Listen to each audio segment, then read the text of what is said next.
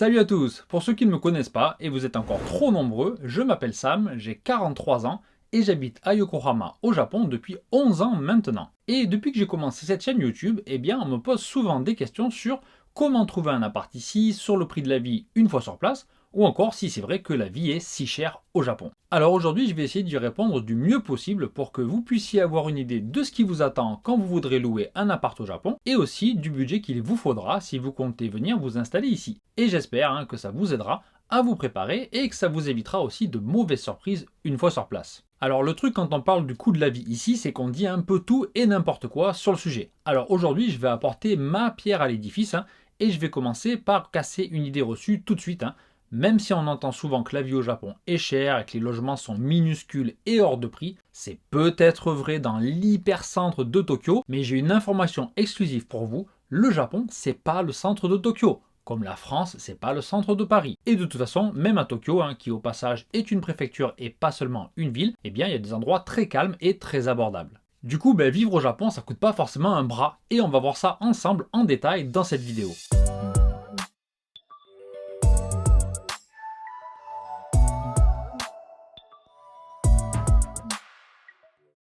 Mais avant tout, on va parler de plusieurs points importants à ne pas négliger quand on est étranger et qu'on cherche un premier appartement ici. Ensuite, je vous dirai combien d'argent il faut pour emménager et pour s'équiper. Et on verra enfin quel loyer prévoir et aussi le budget mensuel qui vous attend une fois sur place, avec le coût de l'électricité, de l'eau, du gaz et d'internet, sans oublier le budget bouffe bien sûr et quelques autres frais que vous aurez si vous venez vous installer ici. Alors bien sûr il n'y a pas de budget idéal puisque chaque situation est différente, mais je vais quand même essayer de vous donner des points de comparaison et quelques infos qui vous seront utiles, je l'espère. Alors une précision, bien sûr, j'ai déjà dit dans d'autres vidéos, mais je ne prétends pas être une référence sur le Japon et tout connaître du pays. Loin s'en faut.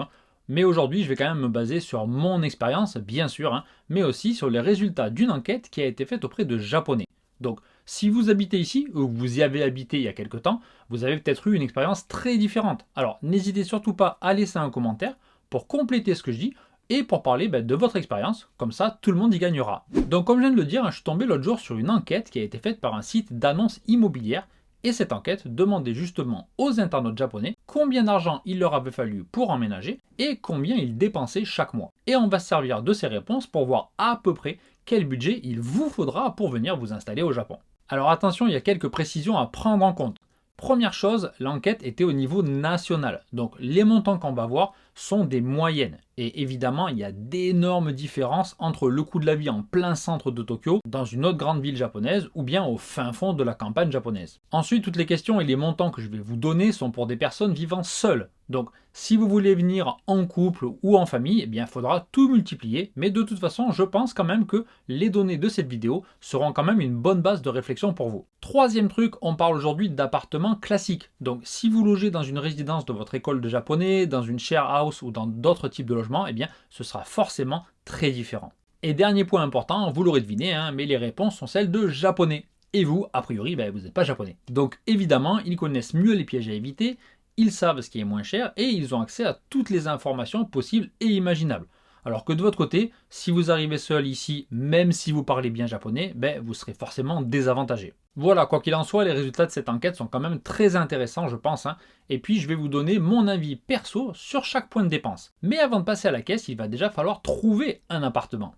Alors, on dit souvent que louer un appartement est difficile si on n'est pas japonais parce que les propriétaires ou les agences immobilières sont racistes et qu'ils ne veulent pas de locataires étrangers. Bon, ça peut arriver, bien sûr, il y a des cons partout, même au Japon, et oui, mais souvent, même si quelqu'un préfère louer à des japonais, ça ne veut pas forcément dire qu'il est raciste, loin de là. Parce que déjà, il faut savoir que les appartements au Japon se louent généralement pour 2 ans renouvelables. Donc si vous avez juste un visa étudiant ou un PVT d'1 an, il ne faut pas s'étonner qu'un propriétaire refuse de vous louer son appartement. Ensuite, il y a évidemment la barrière de la langue. Oui, si vous ne parlez pas un mot de japonais ou vous ne pouvez pas lire le japonais, les agences et les proprios ne voudront pas vous faire signer de contrat et franchement, ça se comprend. Et en plus, en cas de souci, avoir un locataire qui ne parle pas forcément bien la langue, c'est vraiment beaucoup de problèmes pour le loueur et absolument aucun avantage. Et le dernier souci, c'est que pour louer un appartement au Japon, il faut un garant qui habite au Japon et je dirais que c'est probablement mieux s'il est japonais. Alors, si vous n'en avez pas, rassurez-vous, tout n'est pas perdu. Il y a des agences immobilières qui peuvent se porter garantes pour vous. Donc ça, c'est la bonne nouvelle. Mais bien sûr, elles ne font pas ça pour vos beaux yeux, et ça fera augmenter le prix de votre loyer. Et ça, c'est la mauvaise nouvelle. Alors, quelques petits conseils quand vous cherchez un appart. Tout le monde ne sera pas d'accord, mais en tout cas, c'est des conseils que je donnerais à un ami s'il venait s'installer ici. Après, vous en faites ce que vous voulez. Déjà, je vous conseillerais de louer un appartement qui a été construit assez récemment, depuis moins de 10 ans si possible, idéalement depuis moins de 5 ans. Parce que vous l'avez déjà entendu 1000 fois, mais il y a énormément de logements mal isolés au Japon. C'est vrai, je ne vais pas dire le contraire, il y a beaucoup de retard par rapport à la France dans ce domaine. Mais après, il ne faut pas non plus généraliser comme le font certains et se résigner et croire que les logements bien isolés, ça n'existe pas, parce que c'est faux. Mon deuxième appartement était très bien isolé et ma maison l'est aussi. Donc renseignez-vous bien et choisissez bien quand vous cherchez un appartement, en vérifiant par exemple avec quel double vitrage, parce qu'ici c'est loin d'être la norme. Bon, par contre, évidemment, si vous louez un appartement moderne, le loyer sera probablement un peu plus élevé, mais il y aura une bonne isolation, du coup vous y serez mieux, et en plus vous paierez beaucoup moins d'électricité. Alors mon conseil, c'est vraiment de ne pas hésiter à payer un peu plus tous les mois si vous le pouvez. L'un dans l'autre, sincèrement, vous vous y retrouverez financièrement. Autre truc, ici le prix varie énormément en fonction de la distance à la gare, vous le savez peut-être déjà, donc préférez un immeuble pas trop près de la gare si vous ne voulez pas vous ruiner. Chacun verra midi à sa porte, mais perso, je pense que l'idéal c'est aux alentours de 10 minutes à pied d'une gare. C'est pas trop loin et c'est beaucoup plus abordable que si vous êtes seulement à 2 minutes à pied. Et bien sûr, si vous aimez marcher ou faire du vélo, allez un peu plus loin et vous pourrez louer un appartement beaucoup plus grand et mieux équipé pour le même prix, voire pour moins cher. Alors pour vous donner un exemple concret, mon premier appartement était à 8 minutes de la gare et on payait 80 000 yens à l'époque. C'était un 32 mètres carrés et comme c'était ancien, il y avait zéro isolation.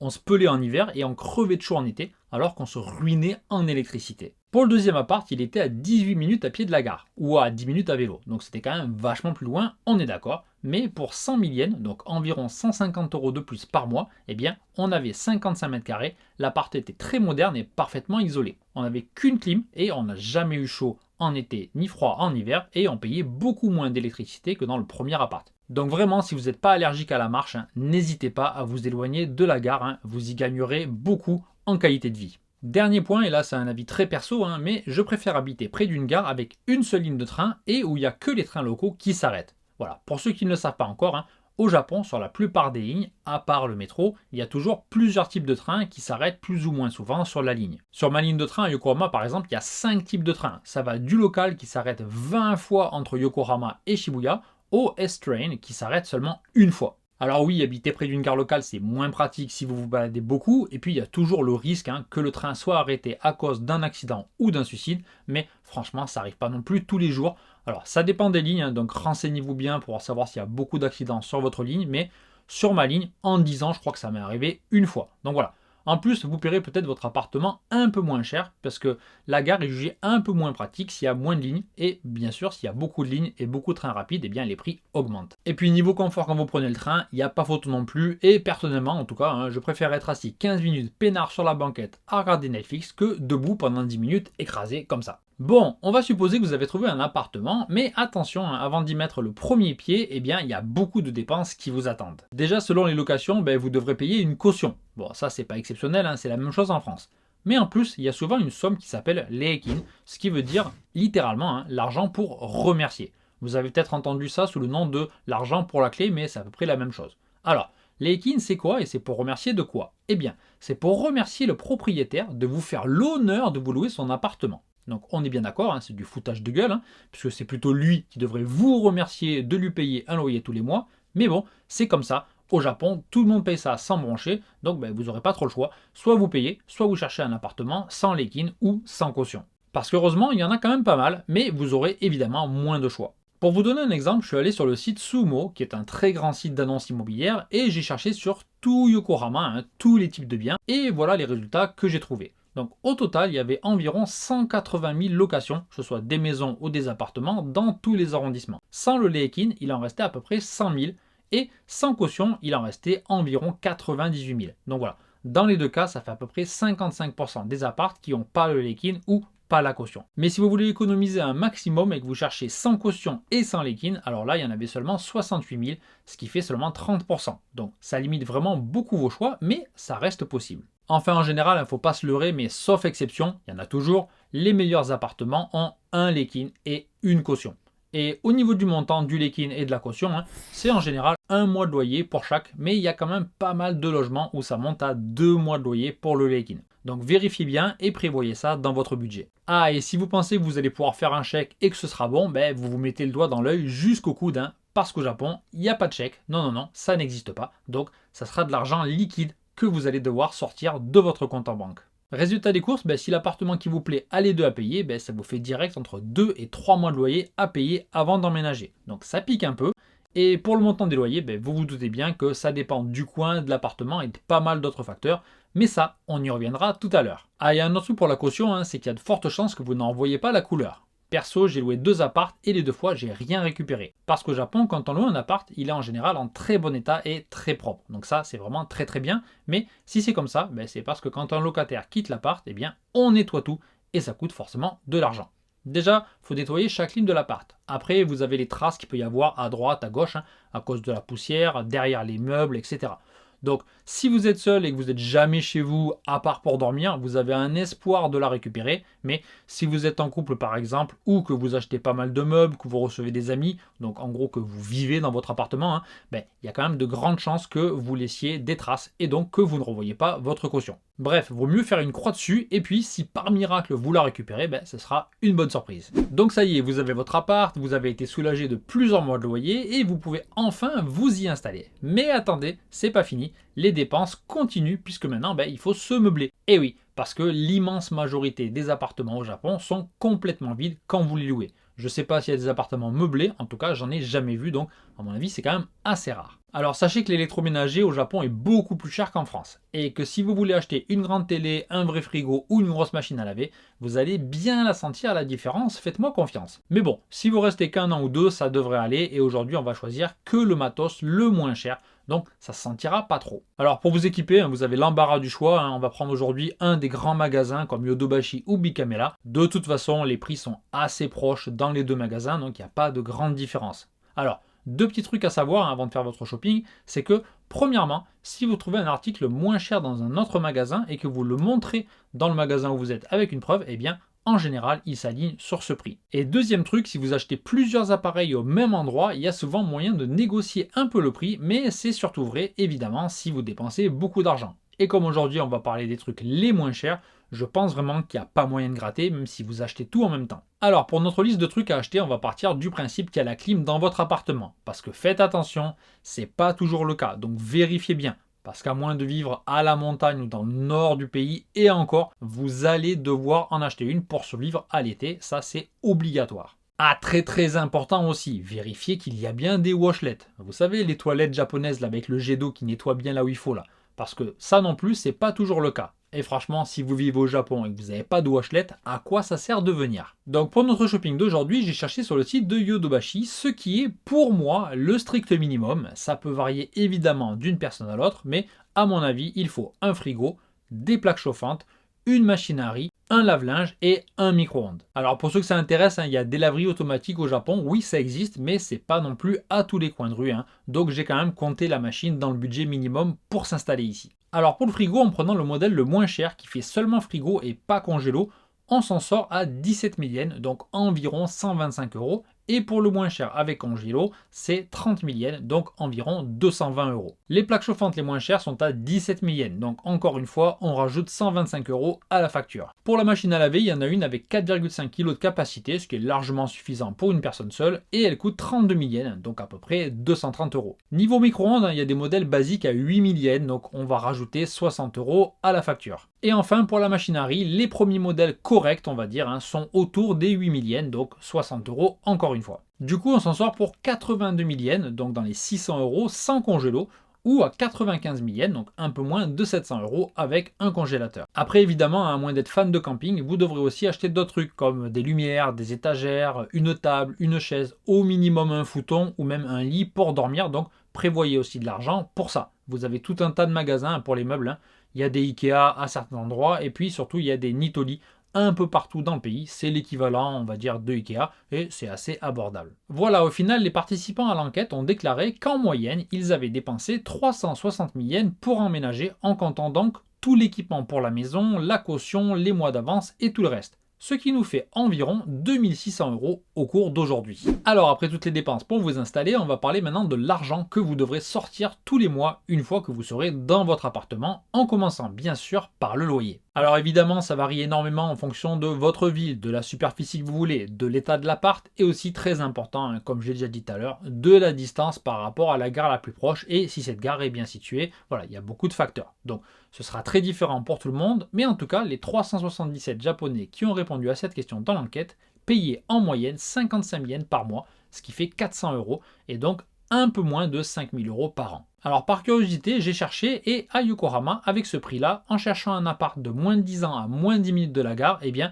c'est souvent des studios de 10 ou 15 mètres carrés. Mais si vous vous éloignez ou si vous habitez ailleurs, eh bien, vous pouvez bien sûr avoir quelque chose d'un peu plus grand. Ensuite, il faudra rajouter l'électricité, donc 3800 yens par mois en moyenne d'après les résultats de l'enquête. Donc ce sera forcément plus cher en été, surtout si votre appart est mal isolé, mais sinon sur le reste de l'année, ça me semble être un montant à peu près normal en étant dans un petit appartement. Alors attention quand même, hein, parce que depuis l'enquête, eh bien, les prix de l'électricité ont pas mal augmenté, comme partout ailleurs, hein, malheureusement. Donc prévoyez 5000 yens par mois, vous devriez être large. Voilà. Il faut savoir aussi que la plupart du temps, le chauffage, c'est la clim réversible ou des radiateurs électriques. Donc tout est compris dans ce montant. Ensuite, il y a le gaz, 3700 yens selon l'enquête. Alors je trouve que c'est un peu cher, hein, mais si le chauffe-eau est au gaz et qu'on considère que beaucoup de Japonais prennent un bain tous les jours, ça s'explique. Nous, je vois, hein, on est 3 et on paye seulement 4500 yens par mois. Donc si vous êtes seul, que vous prenez des douches et que vous ne passez pas non plus 3 heures par jour à cuisiner, ben, vous devriez vous en sortir pour moins que ça. Pour l'eau, on est à 2200 yens, donc là aussi ça me semble réaliste, hein. Nous, on paye 4500 yens par mois, mais on ne prend pas non plus des bains tous les jours. Internet, 4200 yens. Vous remarquez qu'on est très loin des 70 € par mois, donc environ 10 000 yens, hein, qu'un certain youtubeur disait payer. Alors, je sais pas, hein, peut-être qu'il a une connexion ultra spéciale, c'est possible, mais en tout cas, ne vous inquiétez pas, si vous prenez une connexion normale, vous ne paierez en général pas plus de 4000 ou 5000 yens, selon que vous habitez dans une maison ou dans un appartement, parce qu'il faut savoir que dans les maisons individuelles, c'est en général 1000 yens plus cher que dans les appartements. Alors perso, je suis chez Nulo, Nulo c'est le FAI de Sony, et j'ai un débit théorique de 2 Go et je paye 5200 yens par mois, ce qui fait 37 €. Et on n'a pas payé de frais d'installation, hein, parce qu'il y en a souvent, surtout pour les maisons neuves d'ailleurs, mais vu que les opérateurs font constamment des promos, au final, la plupart du temps, c'est gratuit. Donc voilà, comptez 4200 yens par mois si vous louez un appart dans un immeuble, ce qui sera de toute façon probablement le cas. Petite info pour le net, il y a pas mal d'immeubles qui fournissent l'accès gratos aux locataires. Donc ça peut être un bon plan de chercher un appartement avec le net fourni gratuitement. Voilà, ça sera toujours ça d'économiser. Et donc au total, on arrive à 14 000 yens par mois de frais divers. Donc vous voyez, c'est vraiment pas hors de prix puisque ça fait seulement 100 € environ. Alors prenez quand même ça comme un minimum et prévoyez un poil plus au cas où, mais honnêtement, si vous minez pas des bitcoins toute la journée et que vous mettez pas la clim à 15 degrés avec la fenêtre grande ouverte tout l'été, vous devriez sincèrement vous en sortir pour moins de 15 000 yens par mois sans forcer. Bien, ensuite vous allez manger, j'imagine, non? Donc là aussi, ça peut changer du tout au tout en fonction de votre appétit, de vos goûts et surtout de si vous cuisinez ou si vous achetez des trucs tout prêts ou encore si vous mangez toujours à l'extérieur. Parce que même si on peut s'en sortir pour pas du tout cher au Japon, hein, que ce soit avec les bento à 400 ou 500 yens au supermarché ou dans tous les magasins qui vendent des trucs à emporter, ben, on fait quand même de belles économies en cuisinant à la maison. Et dans l'enquête, on voit bien cette différence de budget, parce que 45% des personnes cuisinaient leur repas tous les jours et elles dépensaient en moyenne 21 000 yens, donc 150 € par mois. Alors que celles qui cuisinaient la moitié de leur repas seulement en avaient pour 27 000 yens, donc en gros 200 €. Celles qui cuisinaient seulement de temps en temps 32 000 yens, 230 €, et ça montait jusqu'à 38 000 yens, 280 € pour les personnes qui ne cuisinaient jamais rien. Donc vous voyez, c'est quasiment du simple double. Et la moyenne de tout ça donnait un budget bouffe d'environ 30 000 yens par mois, soit environ 220 €. C'est vraiment pas énorme, hein, je trouve, mais attention, hein, c'est que la bouffe quotidienne. Il n'y a pas tous les autres trucs que vous devrez acheter quand vous faites les courses, comme le produit vaisselle, le PQ, le shampoing, tout ça quoi. Donc votre budget course sera forcément plus important. Et puis entre nous, si vous venez ici, vous aurez forcément envie de vous faire plaisir, de goûter plein de bons plats, et vous serez sûrement tenté, parce qu'il y a de la bouffe absolument partout. Donc à mon avis, hein, prévoyez 300 € de bouffe grand minimum, hein, surtout si vous comptez manger des produits français de temps en temps, vous faire un petit Starbucks par-ci par-là, ou tout simplement vous faire un petit peu plaisir. Alors on va résumer tout ça et on va faire nos comptes. Donc pour emménager, il faut compter 360 000 yens, le loyer 55 000 yens, l'électricité 3 800 yens, le gaz 3 700 yens, l'eau 2 200 yens, Internet 4200 yens. Et la bouffe 30 000 yens, mais franchement, mieux vaut partir directement sur 40 000 yens pour être tranquille. Ce qui nous fait donc 360 000 yens pour emménager, plus environ 110 000 yens par mois, ce qui fait environ 800 € de frais mensuels. Donc vous voyez que même si c'est une somme pas négligeable, évidemment, c'est pas non plus hors de prix.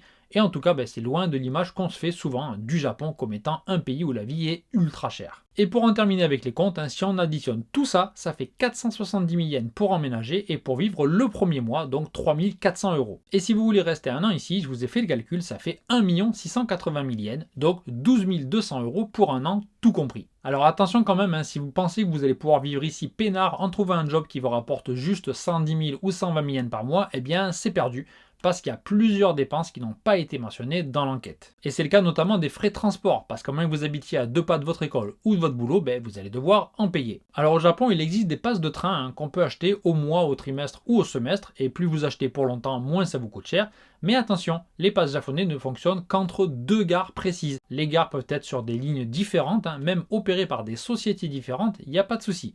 Mais en général, on prend un pass si on fait très souvent le trajet. Faut faire le calcul en fonction de votre itinéraire, mais pour moi qui suis à 5 arrêts de la gare de Yokohama où je bosse 5 jours par semaine, ça devient intéressant de prendre la carte chaque mois à partir de 4 trajets par semaine. Après, si vous bossez, il y a beaucoup de boulots qui vous remboursent les frais de transport jusqu'à un certain montant, mais il faudra quand même payer les transports pendant votre temps libre. Et comme ici, vous le savez, les transports sont ultra efficaces, ponctuels, propres, sûrs, tout ce que vous voulez. Ça se paye au prix fort et c'est vraiment pas négligeable à la fin du mois, surtout si vous vous baladez pas mal. Ensuite, il faut compter le forfait de portable et le portable en lui-même. Donc là, évidemment, chaque cas sera différent. Mais en gros, maintenant, pour un forfait de 15-20 Go par mois, ça coûte selon les opérateurs entre 2005 et 3005 par mois en moyenne, on va dire. Donc environ 25 €. Là aussi, on n'est pas à 35 € comme j'ai entendu récemment, et encore moins un minimum 60 € comme criait un youtubeur il y a quelques mois. Faut arrêter de dire n'importe quoi, on n'est plus en 2010, il y a plein d'opérateurs disponibles et ils sont tous en général autour de 3000-4000 yens par mois. Ensuite, en plus du portable et des transports, il y a aussi les sorties, parce que vous allez évidemment pas rester chez vous enfermé toute la journée. Donc là, aucun budget à vous donner. À vous de voir, pensez-y quand vous préparez votre budget, si vous êtes plutôt du genre à sortir beaucoup ou plutôt du genre casanier. Et un truc moins fun que les sorties, mais à ne pas oublier non plus, ce sont les impôts. Alors, selon ce que vous faites, ce sera retenu à la base. Donc pour les impôts sur le revenu, il n'y aura pas besoin d'y penser, mais il faut rajouter aussi les impôts locaux qui coûtent en général plus cher. Les taux varient forcément en fonction de ce que vous gagnez, mais on va dire que pour un revenu moyen, prévoyez 10% de vos revenus pour l'impôt sur le revenu et 10% pour la taxe d'habitation. Voilà, il faut aussi penser à la sécurité sociale que vous devrez payer vous-même si vous n'êtes pas en CDI, et puis à la retraite si vous comptez rester ici longtemps et cotiser. Là aussi, je ne peux pas vous donner deux fourchettes, ça dépendra totalement de vos revenus. Voilà pour ce point sur le budget qu'il vous faudra pour vous installer seul ici. Et je le répète encore une fois, c'était dans le cas où vous louez un vrai appartement. Si vous êtes dans une share house, ça peut être beaucoup moins cher. On va dire que pour des trucs corrects en share house, ça commence à 50-60 000 yens par mois. Et pour ce prix-là, vous pouvez avoir une chambre de quelques mètres carrés pour vous, mais les toilettes, les douches et la cuisine sont en commun. Et ça peut aller jusqu'à 100 000 yens par mois dans des share houses très récentes, vraiment avec tous les services. Et il y a de grands espaces communs, des chambres un peu plus grandes et il y a pas mal de trucs inclus, notamment des salles de sport par exemple. Et dans tous les cas, l'énorme avantage des share houses, c'est que vous pouvez y entrer très facilement. Il n'y a pas besoin de garant, il n'y a pas de conditions de visa, il n'y a aucun autre frais.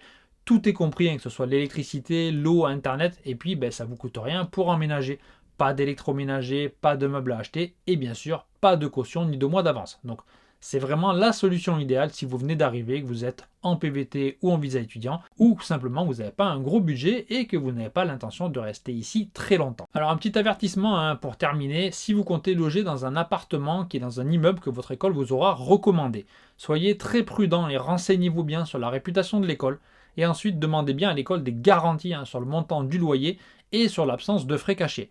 Parce qu'il y a de belles arnaques et il arrive souvent que les étudiants étrangers soient pris pour de gros pigeons et qu'on profite d'eux en leur faisant payer des frais de ouf. Et si je vous en parle, c'est parce que j'en avais déjà entendu parler dans le passé, mais récemment, on m'a conseillé de regarder une vidéo de Versus Pink sur YouTube. C'est une Française qui est arrivée récemment au Japon pour étudier et elle raconte donc dans cette vidéo comment elle s'est faite littéralement dépouiller de tout son argent au moment de se loger. Voilà. Donc si vous êtes étudiant, ça peut vraiment valoir la peine de regarder cette vidéo et vous apprendrez plein de trucs intéressants au passage. Même moi qui suis ici depuis longtemps, j'ai appris des trucs. Voilà, donc pour faire court, renseignez-vous bien sur l'école et sur les logements qu'elle propose. Et puis, si votre école est aussi moisie que la sienne, qu'elle ne vous aide pas ou qu'elle vous cache carrément des trucs, eh bien, changez d'école, hein, c'est pas ce qui manque, il y en a un peu partout. Et puis dans tous les cas, il vaut toujours mieux demander conseil à quelqu'un qui s'y connaît et qui sait de quoi il parle. Et d'ailleurs, Versus Pink disait justement à la fin de sa vidéo qu'après toutes ces emmerdes, eh bien, elle s'était tournée vers la formation de Kevin de la chaîne Le Japon en noir et blanc.